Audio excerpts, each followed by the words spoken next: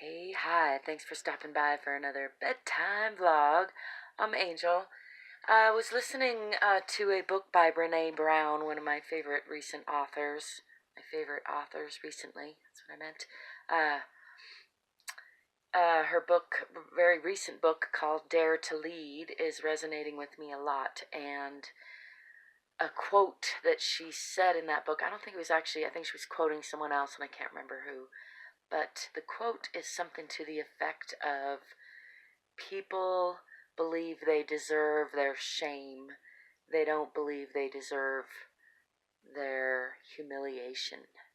And I was contemplating that quote a lot and thinking about how a lot of times when we're humiliated, we start to take on self-talk that then becomes shame. And when I look at my life, I think I unconsciously did that a lot. As a child, I was bullied, and so I started to bully myself, like maybe to be part of the group. I'm not really sure. In any case, now that I've, really come to recognize that, I've recognized it before, but I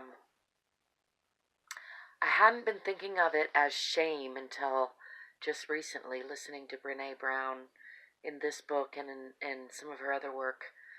And really thinking about vulnerability and shame, and I want to apply it hopefully to an organization.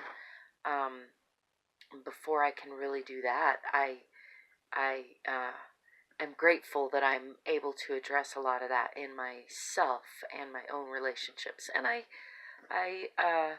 instantly want to judge myself and measure myself and say that I, could be better, could be worse, like we all can.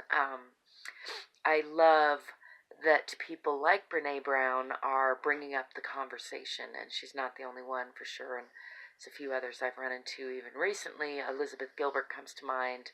Other names I can't think of at the moment.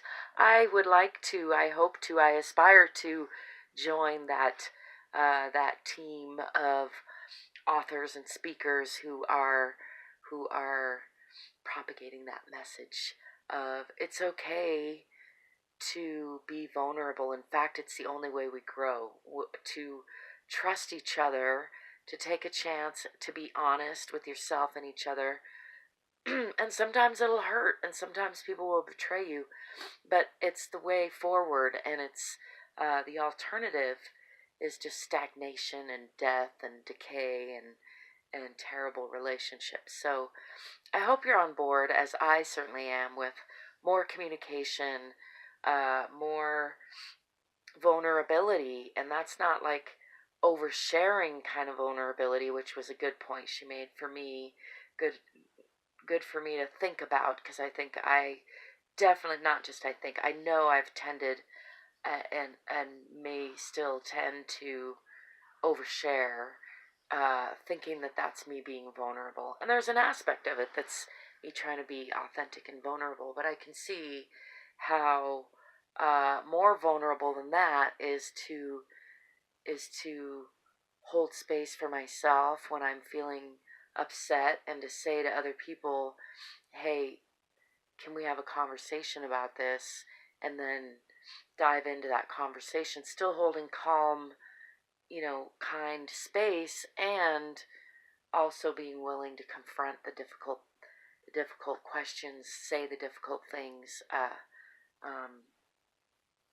Yeah, just face the hard truths, because then you can move forward faster. So I was reflecting on that quote, and then I guess was also the other side, the aspect of that quote, that people don't feel they deserve their humiliation. I think that was a interesting, subtle distinction that I hadn't thought that much about. When we're feeling defensive, like that person is not correct, then that's them or you feeling. Here's the rub for me: is I've recognized that I don't always accurately.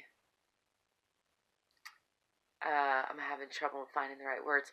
I sometimes catch myself blaming other people as if they've humiliated me, when in fact I am bullying myself with negative self-talk. So It's a tricky slope sometimes, a delicate dance.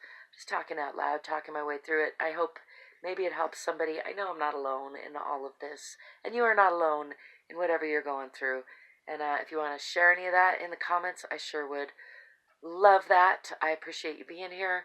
As always, I welcome your questions and comments and your support and your contact. There's lots of ways. I got a new book out I finally finished called 47 Truths. I feel like I'm coming down with a little congestion. I'm glad I'm going to bed so I can sleep that off. Anyway, as always, until next time, I wish you peace, possibilities, positivity, playfulness, and sweet, sweet dreams.